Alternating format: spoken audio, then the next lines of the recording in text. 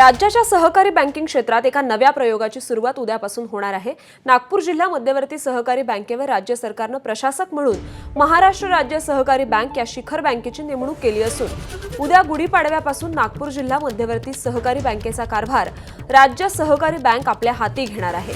आर्थिकदृष्ट्या डबघाईस आलेल्या एखाद्या बँकेवर सुदृढ बँकेला प्रशासक नेमण्याची म्हणजेच संस्थात्मक प्रशासक नेमण्याची ही सहकार क्षेत्रात पहिलीच घटना आहे। भारतातच म्हणजे संपूर्ण सहकार क्षेत्राच्या इतिहासात पहिल्यांदा हा प्रयोग होतोय।